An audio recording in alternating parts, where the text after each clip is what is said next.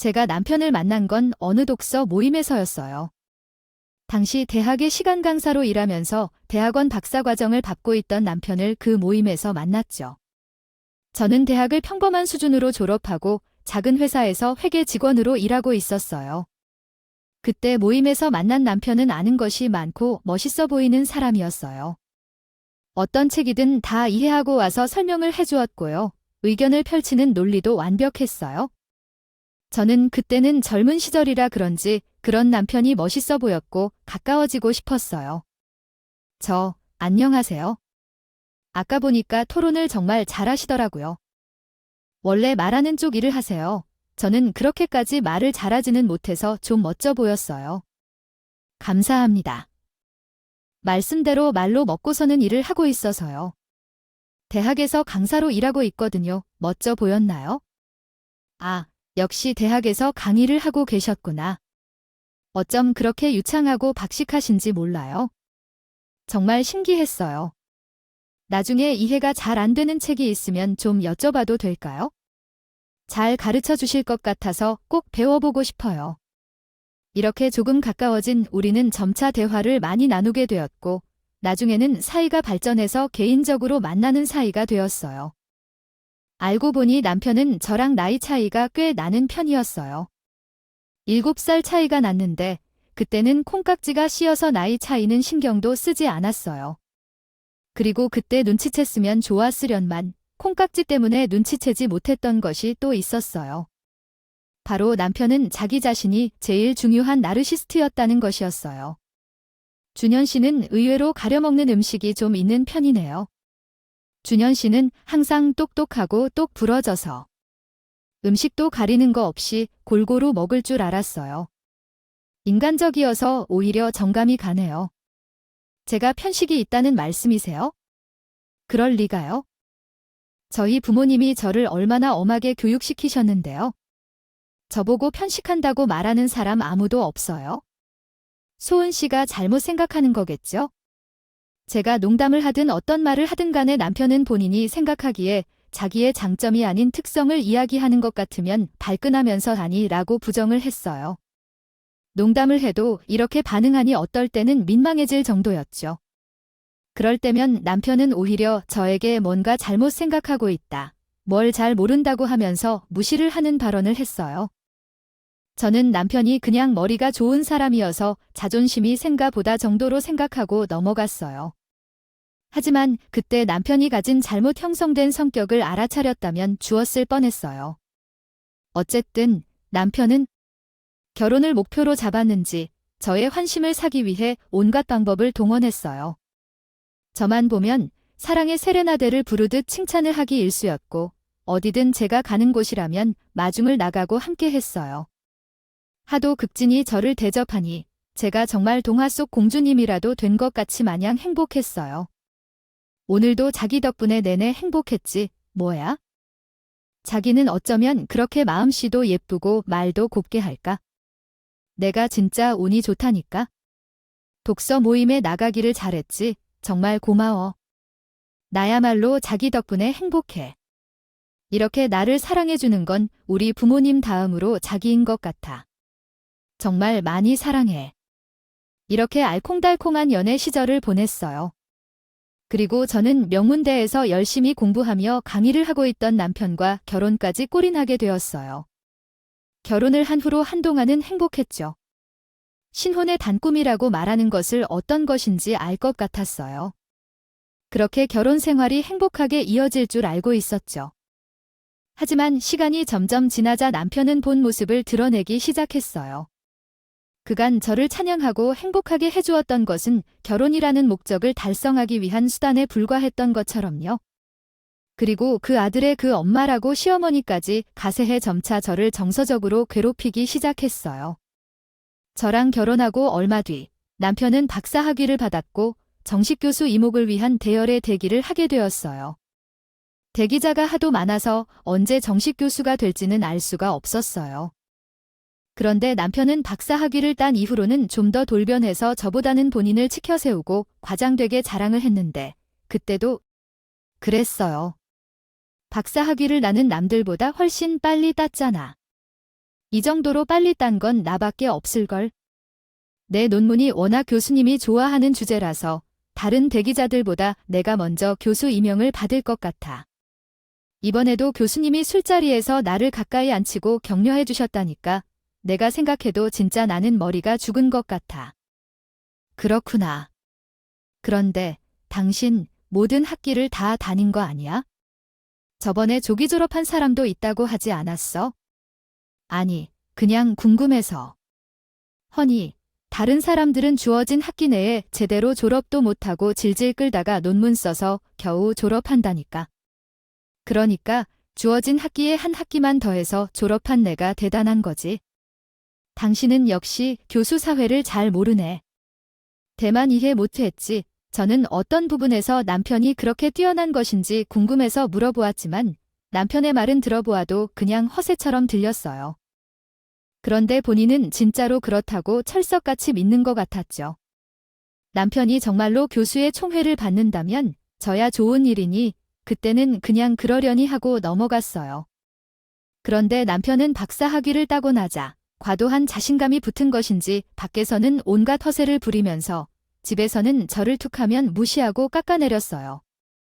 여보, 요즘 카드값이 너무 많이 나오는 것 같더라. 최근에 혹시 돈 쓸 일이 많았어?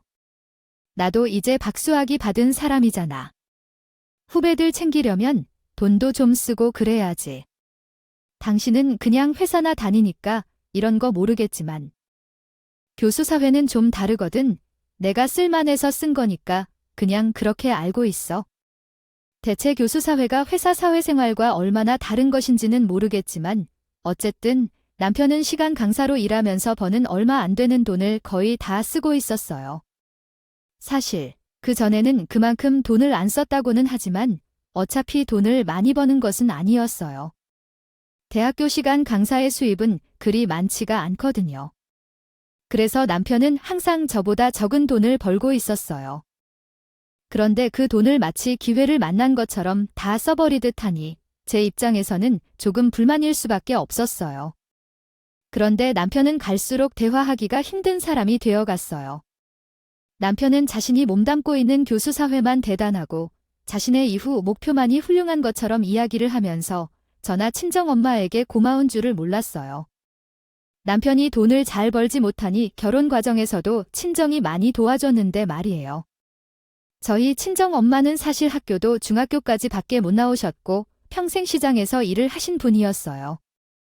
남편은 그런 엄마가 당연히 자신보다 서열이 낮은 사람인 것처럼 생각을 했고 그것이 행동으로 드러나기도 했어요. 그러고 보니 당신의 집안에는 공부 오래 하신 분들이 없어 생각해보니까 그렇더라고. 장모님도 중학교밖에 못 나오셨다면서 아버님도 대학 못 가신 거 아니야? 응, 그렇기는 하지.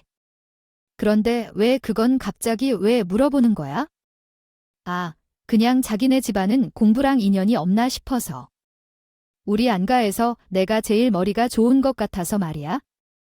나중에 아이가 태어나면 교육은 내가 담당해야겠다니까 굳이 그렇게 콕 집어 말하자면 틀린 말은 아니었어요.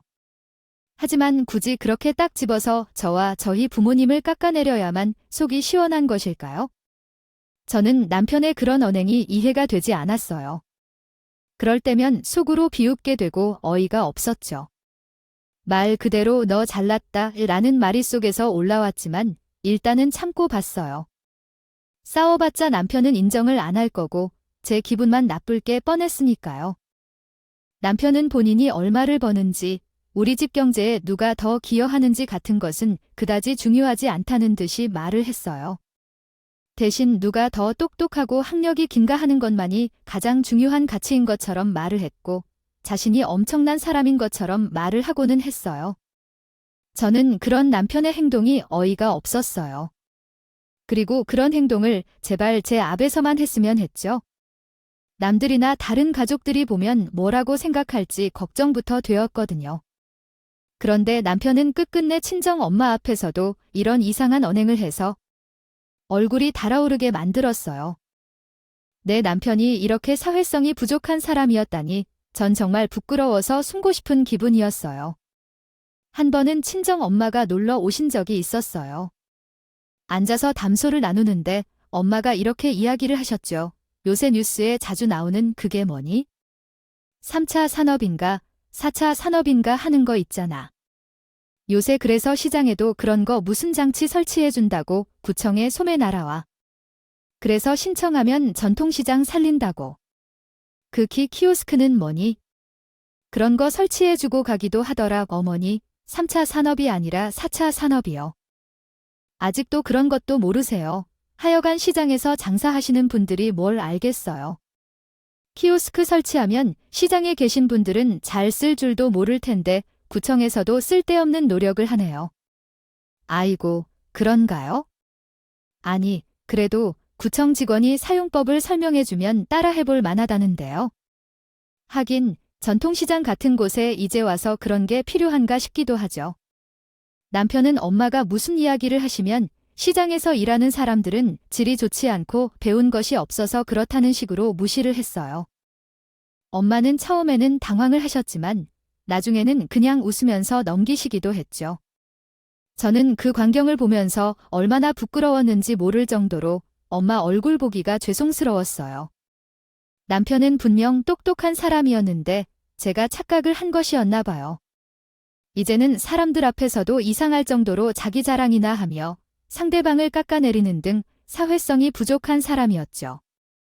참으로 헛똑똑이라고 속으로 생각하면서 저는 자기만족하며 혼자 화를 냈어요.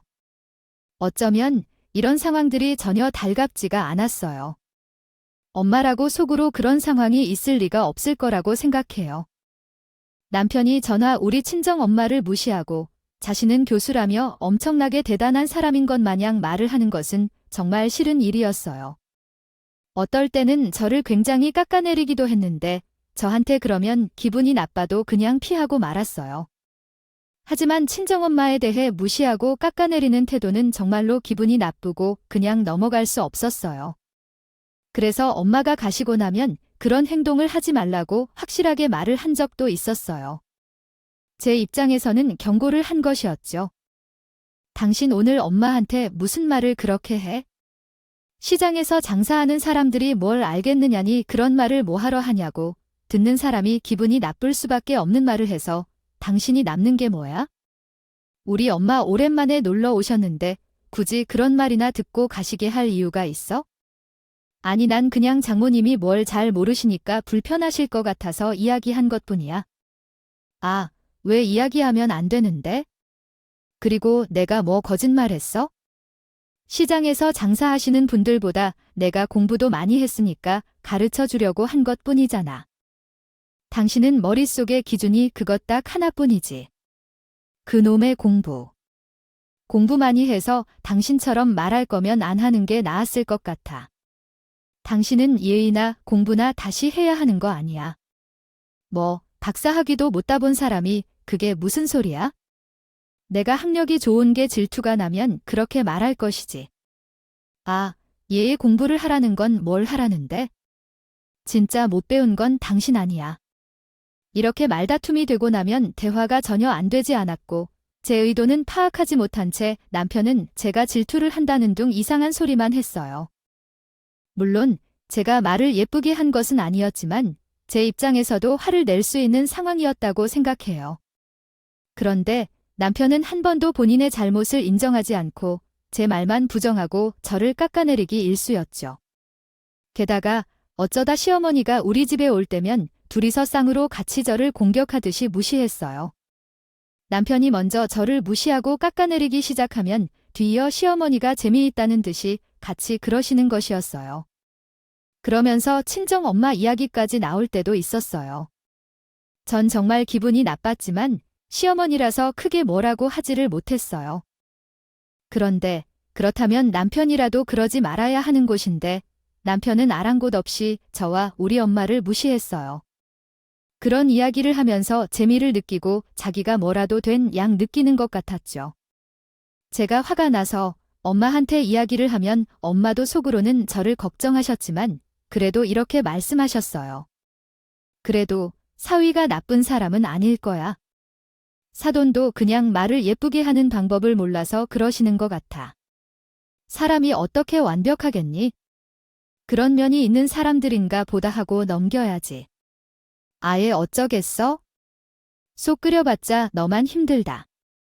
이렇게 엄마는 오히려 저를 달래셨어요. 하지만 그런 엄마의 모습을 보면 저는 오히려 더 속이 상했죠.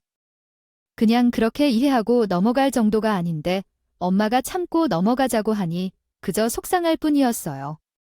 그런데 엄마 말을 이해하지 못한 것은 아니었죠.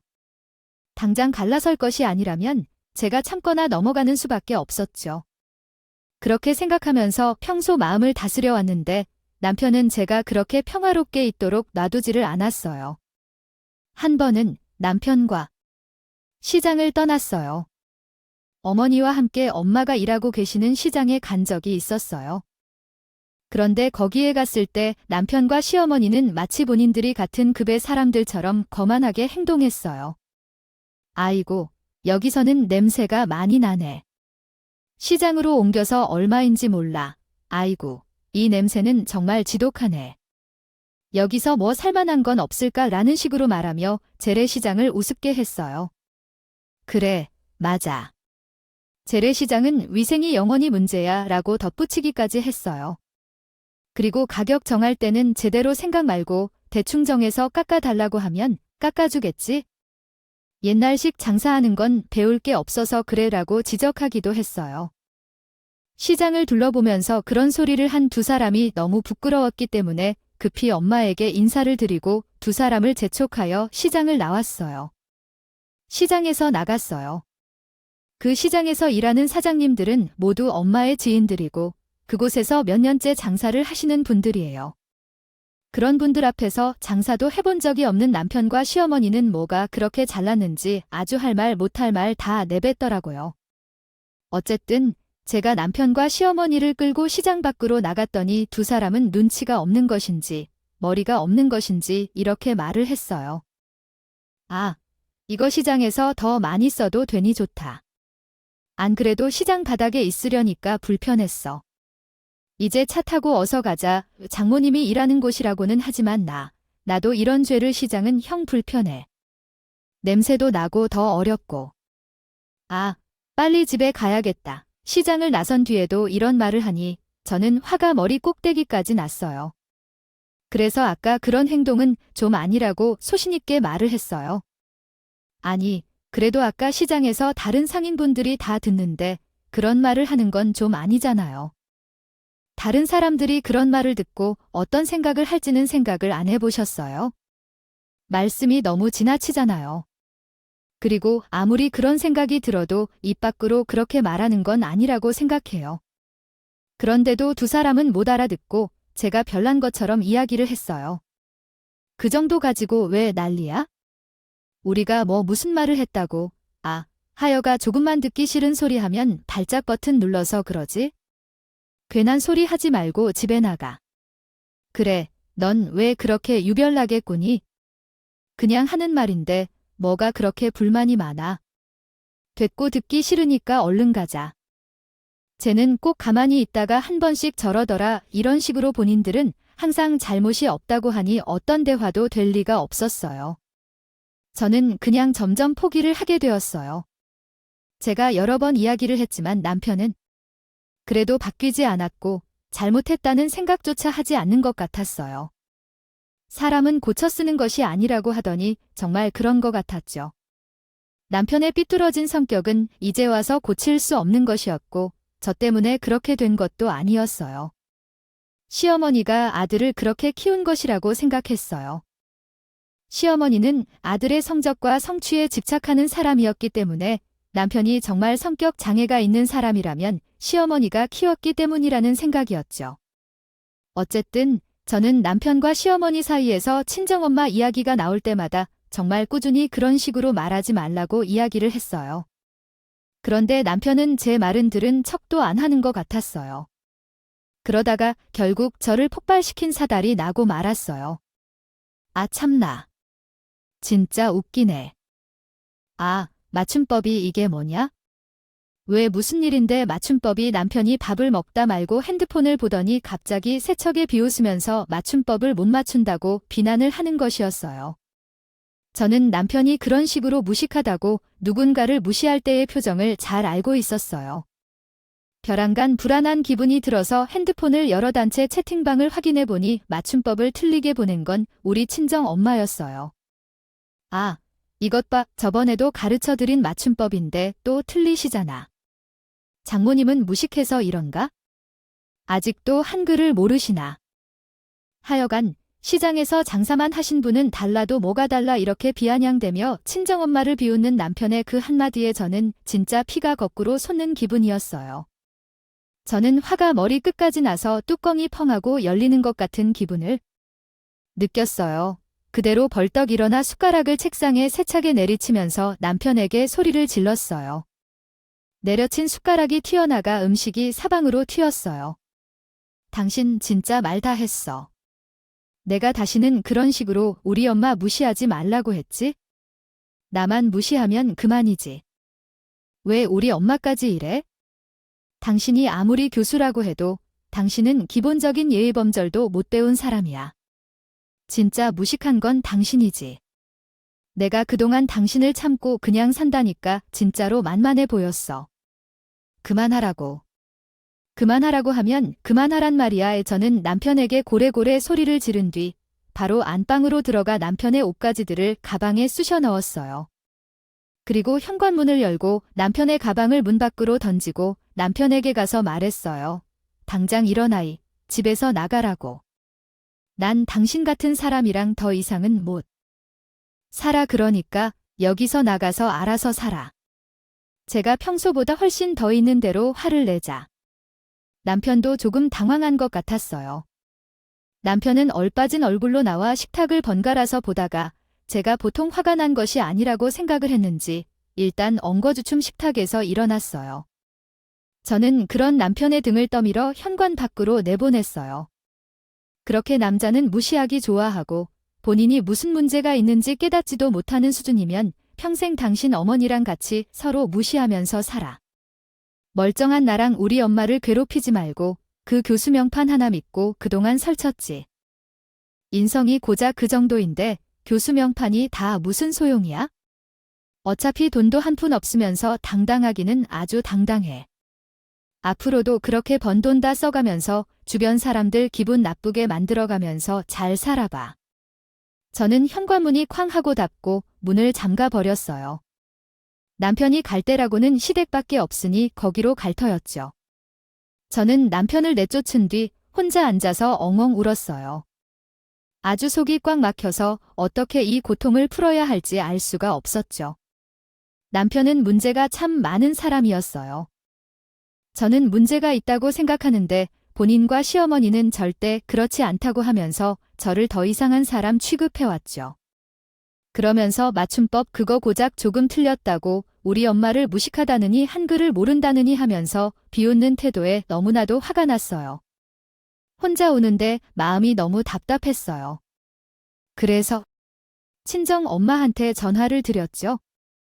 사실 남편과 불화가 있어서 내쫓았다는 이야기를 들으면 엄마가 걱정하실 것이라고 생각했어요. 하지만 그래도 그때 저에게는 엄마가 필요했죠. 그래서 전화를 드려서 상황을 설명드리고 너무너무 속상하다고 말씀을 드리고 엉엉 울었어요. 엄마, 나 그동안 정말 많이 참고 지냈는데 솔직히 이제 너무 화가 나고 비참해.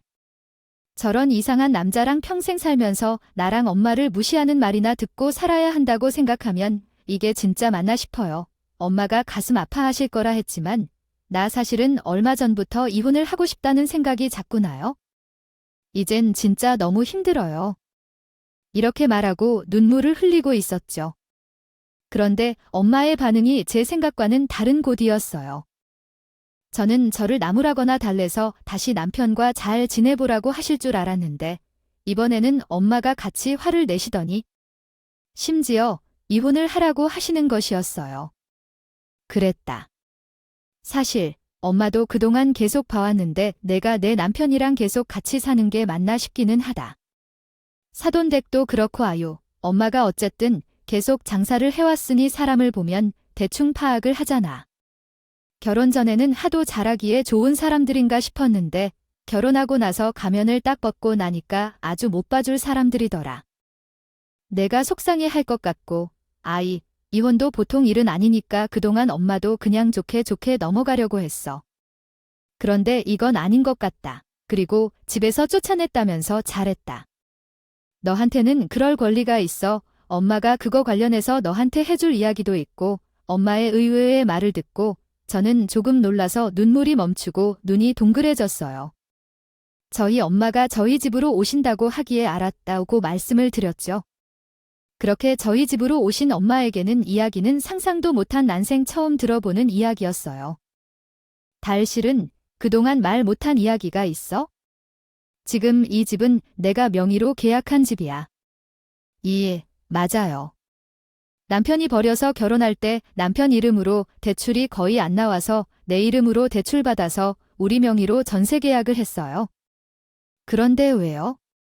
혹시 중간에 집주인이 한 번 바뀌지 않았니? 나이가 꽤 많은 할머니로 말이야.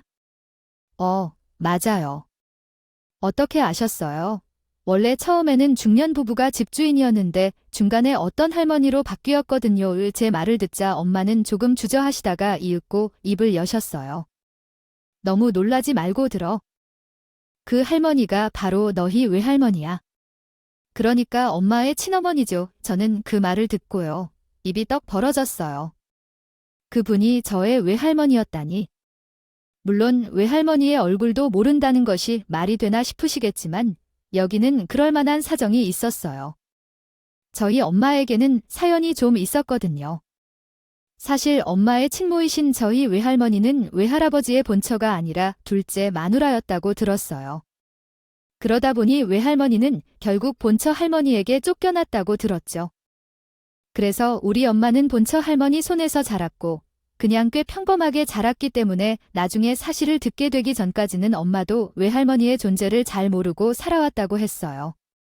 엄마는 그분이 외할머니인 걸 언제부터 알았어요. 그럼 엄마도 평생 외할머니를 못 본 거 아니었어요. 나도 평생 외할머니의 얼굴은 사진으로라도 본 적이 없는데 그게 실은 엄마가 결혼하고 너랑 내 동생을 낳고 나서 외할머니가 엄마를 찾아왔어. 대체 어떻게 알고 찾아오셨는지는 몰라. 생각에는 너희 외할아버지가 알려준 게 아닌가 싶어. 외할머니가 쫓겨난 뒤로 두 분이 연락을 주고 받은 적은 없는 것 같은데 외할머니가 다 늙어서 딸을 보고 싶다고 하니까 가르쳐 줬을 것 같거든. 그래요? 근데 외할머니가 정말로 그냥 얼굴 보러 오셨던 거예요? 엄마는 마음이 좀 어땠어요? 처음 본 것이나 다름이 없었을 텐데 그치? 사실 엄마도 어색하더라. 거의 본 적이 없는 친어머니이다 보니 끈끈한 정 같은 것도 없고 할 말도 없는 거야? 그래서 처음 오셨을 때는 어색하게 인사만 하고 헤어졌지? 그런데 왜 할머니가 엄마를 여러 번 찾아오셨어? 그래서 여러 번 만나다 보니 좀 친근해지고 서로 이야기 나누면서 웃기도 하고 그랬는데 그때쯤 외할머니가 엄마에게 돈을 내는 것이야. 평생 돈을 모아온 것이라고 말하며 자신이 한 번도 엄마였던 적이 없다며 돈을 받고 싶다고 하는 거야? 그 이야기를 듣고 있으니 안타까운 마음이 들었어요. 딸을 제대로 키우지 못한 엄마는 평생 가지고 살면서 나에게 줄 돈이 있는지 걱정이 들었어요. 한 푼씩 모으며 살아왔던 외할머니의 모습이 떠올랐죠. 그래서 어떻게 하셨어요? 그 돈을 받았나요? 그렇다면 외할머니가 주인이 된 건 엄마가 집을 사줬기 때문이지요. 아니요. 엄마는 돈을 받지 않겠다고 했어요. 아무리 친할머니라 해도 이제 와서 그냥 돈을 받는 건 그렇지 않아요. 그렇다면 왜 할머니가 돈을 받기를 계속 권하는 걸까요? 거절해도 다음에 또 권유하셨다고요? 그렇기에 이러한 상황에서 어떻게 해야 할지 고민하고 있었어요. 좋은 생각이 났네요. 그때가 마침 결혼하고 신혼집을 마련했을 때였죠. 엄마는 외할머니에게 그 돈을 본인이 받기는 게 좀 그렇고 손녀딸에게 주시면 어떻게 했냐고 물어보았대요. 외할머니도 제 얼굴을 한 번도 못 보셨어서 엄마의 그 말에 좋아하셨다고 하셨어요. 그때쯤 내가 엄마한테 이야기했잖니? 너희가 신혼집으로 전세 계약한 집의 집주인이 매매로도 내놓은 상태라고 매매 가격도 크게 차이가 안 나서 너가 그냥 살 걸 그랬나 싶다고 했잖아. 그게 생각이 퍼뜩 나더라고. 그래서 왜 할머니한테 그 이야기를 해드리고 그 집을 사서 나중에 너한테 바로 증여를 해주라고 말씀을 드렸지? 그런데 갑자기 그런 이야기를 하면 너도 놀랄 것 같고 어차피 그 아파트가 가격이 좀 더 오를 예정이어서 일단 외할머니 명의로 구입을 하고 나중에 내 명의로 증여를 하기로 한 거야. 외할머니도 엄마의 말을 듣고 당연히 오케이를 했고 엄마와 외할머니는 우리 가족들 모르게 집 매매 계약을 했다고 하셨어요. 사실 말할 수도 있는 일이었지만 엄마와 외할머니도 서로 어색한 마당에 마음의 준비가 좀 더 필요했다고 하셨죠. 그러고 보니 엄마의 이야기를 듣고 나니 떠오르는 장면이 있었어요. 집주인이 할머니로 바뀐 뒤 그 집주인이 한 번 저희 집으로 인사를 온 적이 있었죠. 그런데 양손에 과일이며 예쁜 꽃 같은 것을 가득 들고 오신 것이었어요. 저희는 집주인이 이렇게 선물을 들고 오니까 고맙기는 했지만 신기했어요. 보통 세입자들이 선물을 주는 경우는 있어도 집주인이 이렇게 세입자에게 선물을 주는 것은 흔치 않은 일이었으니까요. 그래도 어쨌든 반갑게 맞이하고 선물을 받아들자 집주인 할머니가 한가득 웃으면서 말씀하셨어요. 아이고, 정말 예쁜 신혼부부네. 어쩜 이렇게 고와요? 이렇게 만나서 반가워요? 이제 제가 이 집주인이 되었으니 앞으로 잘 부탁할게요. 항상 건강하고 종종 얼굴 봐요. 집주인 할머니가 너무나 반가워하고 좋아하니까 저도 웃으면서 인사를 드렸고 그냥 좀 과하게 친절한 집주인이구나 생각했어요. 어쨌든 그게 저와 외할머니의 첫 만남이었던 것이죠. 아, 엄마, 그 할머니가 우리 외할머니일 줄은 진짜 전혀 몰랐어. 그때 나를 처음 만나면서 얼마나 반가우셨을까? 그래서 그렇게 한박 웃음으로 말씀을 하셨던 거구나. 나도 엄마랑 같이 외할머니 뵈러 가야겠다. 그렇게 모든 사정을 알게 된 저는 얼마 후 엄마와 함께 외할머니를 만나게 되었어요. 제가 외할머니라는 것을 알았다고 말씀드리자 외할머니께서는 눈물을 흘리시면서 저를 꼭 껴안으셨어요. 내가 지은 죄가 많아서 우리 딸이랑 이 손주는 못 볼 줄 알았는데 이렇게 만나서 정말 기쁘다. 어쩜 이렇게 예쁠까? 이렇게 만나러 와줘서 정말 고마워. 내가 네 외할머니야. 그렇게 저와 엄마, 외할머니, 그리고 동생은 잠시 동안 눈물바다가 되었어요. 그러다가 저희는 감정을 추스르고 외할머니에게 소식을 전했어요. 외할머니, 이렇게 어렵게 만나 뵈었는데 안 좋은 소식을 전해드리게 되었어요. 저도 이렇게까지 되지 않기를 바랐는데 그게 실은 아이 얘가 이혼을 하게 되었어요. 처음에는 어떻게든 살아보려고 했는데 도무지 안 될 것 같아서 저도 이혼하라고 말을 했거든요. 외할머니는 놀란 눈치셨지만 제가 하는 이야기를 꼼꼼히 들으셨어요. 저는 제 남편과 시어머니가 어떤 행동을 했는지, 왜 제가 이혼까지 결심하게 되었는지 외할머니에게 말씀을 드렸어요. 사실 천만넘에 이런 이야기까지 해도 될까? 시각적 기호를 사용하여 문장을 잘 구분하도록 수정하였습니다. 또한 문장 앞부분의 내용을 제외하고 한글로 내용을 그대로 유지하였습니다. 싶은 마음이 있었지만 막상 말을 시작하니 폭포처럼 쏟아져 나왔어요. 저도 제가 정말 쌓인 게 많았구나 싶었죠. 어쨌든 이야기를 다 들은 외할머니가 잠시 침묵하시더니 저를 안쓰럽게 바라보시면서 이렇게 말씀하셨어요. 손녀를 처음 보자마자 이런 이야기를 해도 될지 모르겠지만 이 외할머니가 평생 혼자 살았잖니. 그런데 혼자 살아보니까 아니, 그것도 꽤 나쁘지는 않더라. 보니까 남편이 제정신은 아니고 마음이 많이 아픈 사람인 것 같은데 그렇게까지 내 마음 상해가면서 평생 살 필요는 없다. 외할머니도 떳떳하지는 못해서 이런 말 하는 게 적당한지 모르겠지만 그래도 지금 내 행복을 위해서는 그런 결정을 하는 것도 괜찮아.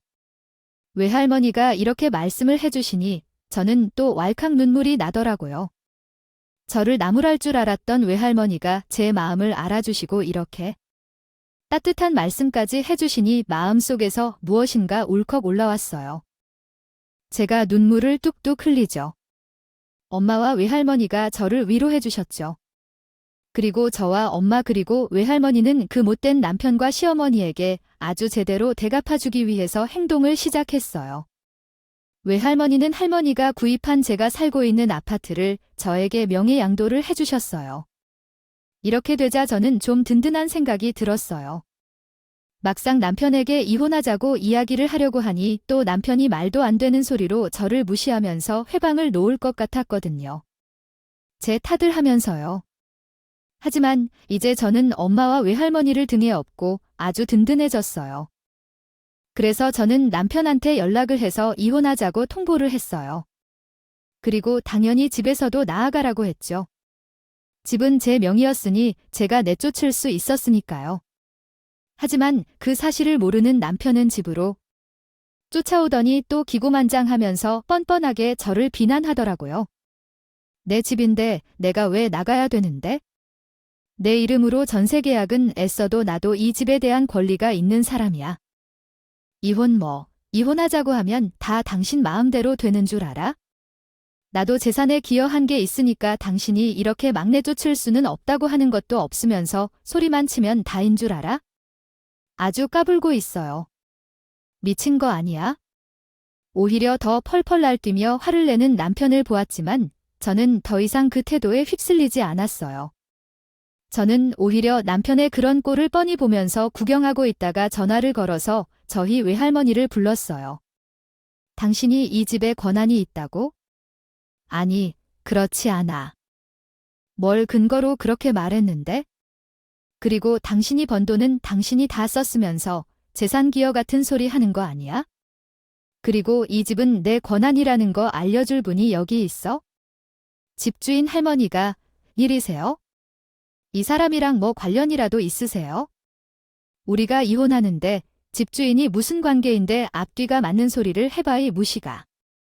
이제 이분은 집주인 할머니가 아니죠. 그리고 그냥 집주인이 아니고 기분이 내 외할머니야. 나도 사실 알게 된 지 얼마 안 되었는데 외할머니가 나한테 주려고 이 집을 사투신 거였더라고 하시더라.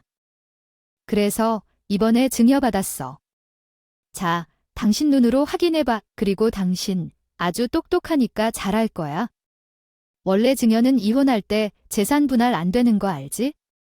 저는 남편에게 집 증여 서류를 내밀었어요. 거기에는 똑똑히 제가 이 집을 증여받았다고 적혀 있었죠. 남편은 그것을 믿을 수 없다는 듯이 한참 들여다보더니 눈을 동그랗게 뜨고 저와 서류를 번갈아 바라보았어요. 그러더니 남편은 그제서야 제 바짓가랑이를 자꾸 살려달라고 비는 것이었어요. 여보, 이혼 소송이라니 무슨 소리야? 너 그러면 어디에서 살라고 그래? 우리 부모님 댁에서는 못 살아 방도 없는데 어떻게 살아? 이렇게 갑자기 내쫓는 건 정말 아니지.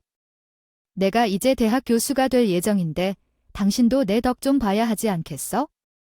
다시 좀 생각해봐. 진짜 정말 웃기고 앉아있네. 그놈의 교수 자리 되든 안 되든 나는 당신 같은 사람이랑은 이제 살기 싫다는 말이야. 툭하면 나를 무시하고 그걸로도 부족해서 우리 엄마까지 깎아내리고 돈도 못 벌고 본 것마저도 허세버리느라 다 써버리면서 본인이 엄청나게 잘난 줄 알지? 큰 착각하지 마. 당신 정말 문제 많은 사람이야. 나는 이제 당신한테 정서적인 착취 안 당할 거야. 본인만 자르려고 싶어서 남을 깎아내리지 않고는 참을 수 없는 당신 같은 사람이라 더 이상 같이 살지. 안 돼. 이런 복에 일어나서 가시게. 내가 쭉 들어보니까 자네가 우리 손녀딸한테 큰 잘못을 했어. 금이야, 오기에 아껴줄 줄은 모르고 가슴에 대모들 받고 못난 사람 취급을 해. 자네 같은 사람은 혼자 살아야 할 사람이네.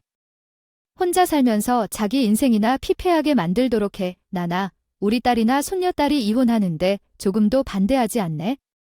어차피 요즘은 이혼이 큰 흠이 되는 세상도 아니야. 그러니까 당장 일어나서 나가도록 해. 그만큼 못된 짓 했으면 됐어.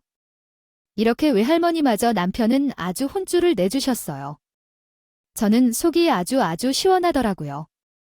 남편은 얼이 빠진 표정으로 몇 번인가 더 항의를 하려고 했지만 저와 외할머니는 듣지도 않고 나가라고 쫓아냈어요. 남편을 쫓아낸 뒤에 저는 외할머니에게 감사하다고 인사를 드렸죠. 외할머니도 그동안 고생이 많았다고 이제 괴롭힘 당하지 말고 꽃처럼 활짝 펴서 살라고 말씀을 하셨어요. 그 후 저는 이혼 소송을 진행했어요. 변호사를 선임했기 때문에 그 인간을 다시 만날 일은 없을 줄 알았는데 인간 중간에 또 찾아왔더라고요. 그러면서 또 저한테 사정을 하는 것이었어요. 여보, 진짜로 한 번만 생각해봐. 내가 앞으로는 더 잘할게. 내가 뭘 잘못했는지 반성도 많이 했어. 나 진짜 이젠 당신밖에 없단 말이야. 그러니까 한 번만 다시 생각해봐. 싫다니까 몇 번을 말해야 알아들어. 이제 얼굴도 보고 싶지 않으니까 찾아오지 말라고 했잖아. 그리고 당신한테 왜 나밖에 없다는 거야? 그렇게 살란 척하면서 박사학위 땄다고 자기가 대단하면서 기고만장했잖아. 무식한 나 말고 똑똑한 명문대생 만나면 될 텐데. 이제 와서 그딴 소리야? 아니, 나 이제 강에 안 나가고 있어? 그래서 진짜로 당신밖에 없다고 하는 거야? 내가 이렇게 사정이 딱한데 정말로 그냥 못 본 척 할 거야. 여보. 그리고 정말로 이혼할 거야? 나한테 너무 하는 거 아니야? 너무 한다고 너무 했던 건 당신이지. 그리고 시간 강사에서 잘렸다고? 거기서는 또 무슨 짓을 해서 잘리기까지 했네. 나한테 그랬던 것처럼 아주 무례한 짓을 하고 다녔니? 그리고 내가 혹시나 당신 받아준다고 해도 당신은 위기만 지나가고 본인이 찬란 것 같으면 또 그럴 사람이야. 사람이 바뀌는 줄 알아? 심지어 당신처럼 반성할 줄 모르는 사람은 더더욱 바뀌지 않지. 나는 예전에 당신한테 무시당하던 때만 생각하면 내 자신이 정말 불쌍해. 그래서 난 다시는 그렇게 살 생각이 없어. 나는 내 가치를 알아주고 아껴주는 사람을 만날 거야. 그러니까 이제 더 이상 찾아오지 말고 알아서 잘 살았죠. 저는 그렇게 전 남편을 완전히 쫓아냈어요. 그리고 교수직에서 잘렸다는 전 남편의 말에 궁금해서 건너 알고 지내던 종종 연락하던 대학의 행정직원한테 연락을 해보았어요. 나름 친해져서 언니 동생으로 부르던 사이였어요. 연락을 해서 전 남편에게 무슨 일이 있었냐고 물어보았어요. 그리고 이혼 소송 중이니 그냥 속 시원하게 말해줘도 된다고 했죠. 그랬더니 그분이 이렇게 말하더라고요. 언니, 실은 언니한테는 그동안 말할 수 없었어. 그런데 그 교수님이 대학에서 후배들한테 항의를 정말 많이 받았거든.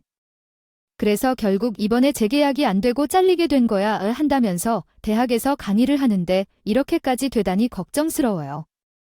부디 상황이 나아지길 바랍니다. 못해서 여기저기에 그런 짓을 하고 다닌 것이었어요. 그렇게 잘렸다는 말을 듣자 속으로 정말 고소했죠. 지금은 이혼 과정이 끝나서 전 남편이 되었어요.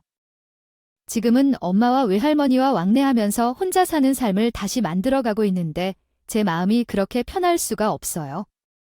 나르시스트 성격 장애가 있는 전 남편에게 계속 정서적인 괴롭힘을 받았는데 이혼 후에 거리를 두고 살게 되자 전 남편에게 받았던 상처가 차츰 나아지면서 결혼하기 전처럼 행복해졌어요.